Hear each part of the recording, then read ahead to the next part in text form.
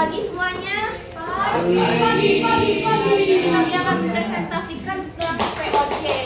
Wow. Saya Rahma Fitri. Saya Betty Sarita Diati. Yola mie ayam. Yola mie ayam. Saya sudah pen jadi tidak presentasi. Ya, sudah tadi. Yang pertama, bagaimana terbentuknya VOC?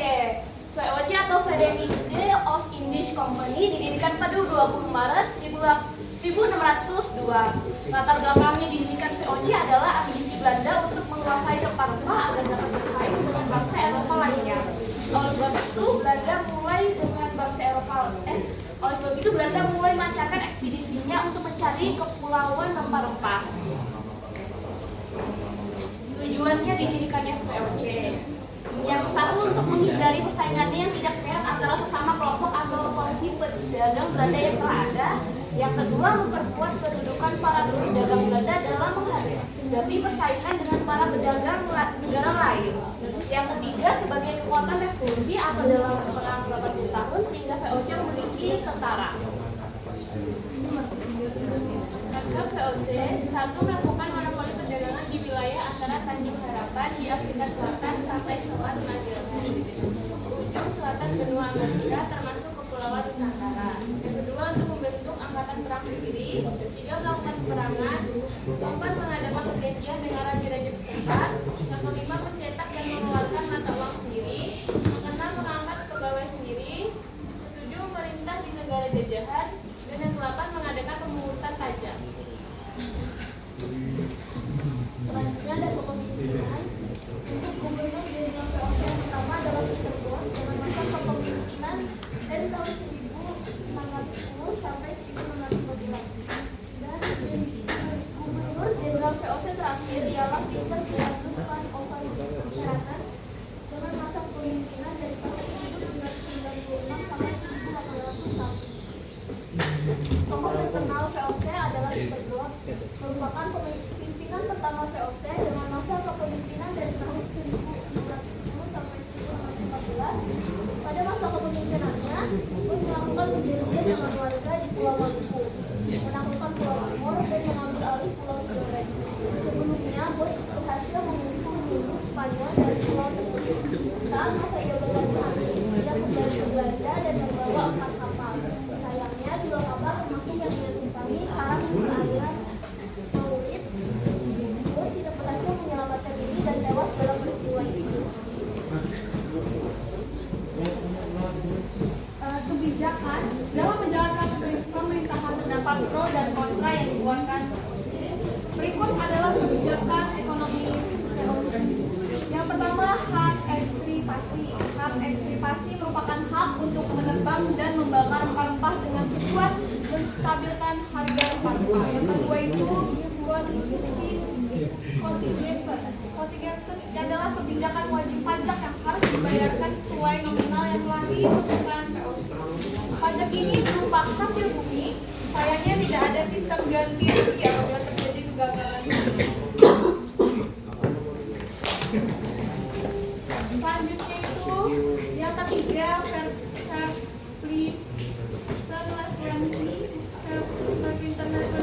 atau penyerahan paksa atau kebijakan ekonomi yang mengharuskan rakyat untuk menyerahkan hasil buminya pada VOC.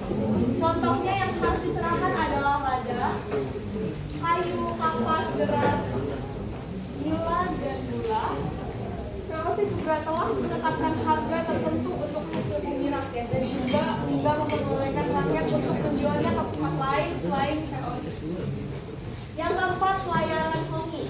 Pelayaran hongi adalah ekspedisi pengawasan perdagangan di wilayah Ambon, Maluku, Perak, dan Ternate, Tidore untuk mencari transaksi perdagangan gelap dari para pedagang. Kebijakan ini bertujuan untuk mengontrol perdagangan sekaligus mengawasi jalannya monopoli. Jadi di sini ada kemundurannya. 100 tahun pertama berdirinya VOC diisi dengan kesuksesan dan dari meraup untung di Nusantara dan Asia. Manajemen VOC di bawah Behren berhasil mencetak laba yang berharga. Tetapi di 100 tahun kedua pendiriannya, VOC mengalami kemunduran perlahan hingga bangkrut pada tahun 1799. Ada faktor kemundurannya. Pertama, tidak sukses di bidang militer. Kesuksesan VOC di bidang niaga tidak berbanding lurus dengan kesuksesan di bidang militer terhadap bangsa lain. Kedua, ada korupsi, kolusi, dan nepotisme. Praktik korupsi jamak dilakukan pejabat terendah bergaji sekitar 16-24 gulden hingga pejabat puncak seperti gubernur jenderal yang bergaji sekitar 700 gulden. Sebagian besar gubernur jenderal menjadi orang kaya setelah berhenti dari VOC. Ketiga, ada masalah keuangan dan kekuasaan. VOC harus mengalami banyak pengeluaran untuk biaya peperangan yang berlangsung lama, seperti perang melawan Sultan Hasanuddin dan pasukan Goa. Keempat, persaingan dagang.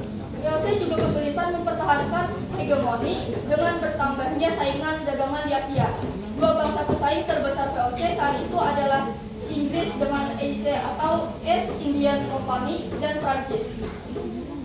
Kelima, ada perubahan politik di Belanda.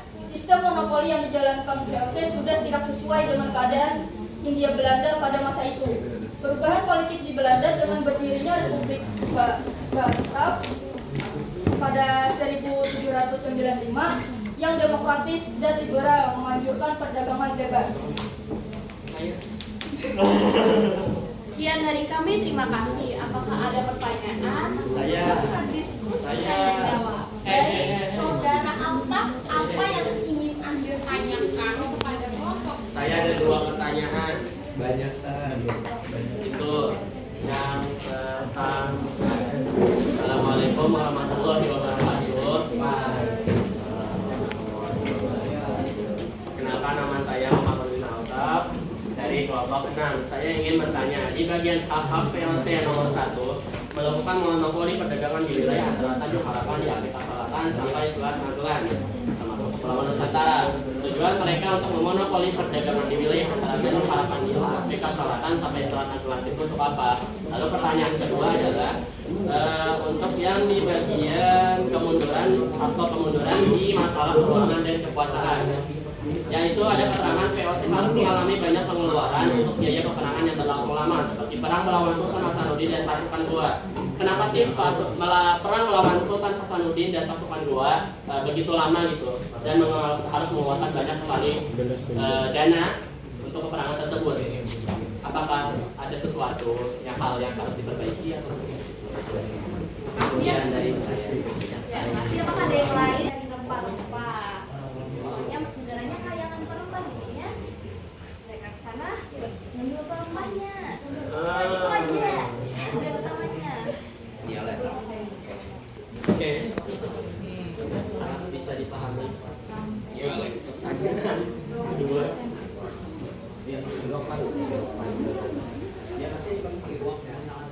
Untuk pertanyaan kedua kan itu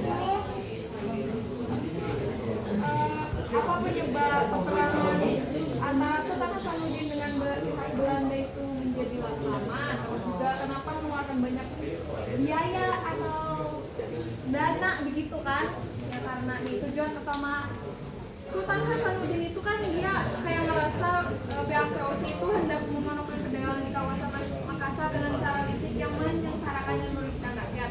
Nah di situ pasti mereka mau membuat perlawanan. Nah di situ peperangan terjadi dan itu berkelanjutan karena mungkin di perang pertama mungkin gagal, habis itu dia coba terus sampai bisa, karena pasti orang Indonesia itu pejuang kan, pasti mau mempertahankan, jadi terus dicoba-coba makanya sampai panjang lama. Dan habis itu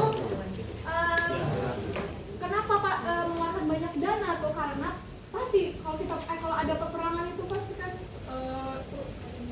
banyak dampak buruk tuh bagi ekonomi kan, mulai dari kayak sumber dayanya pasti karena mungkin serangan-serangan, terus juga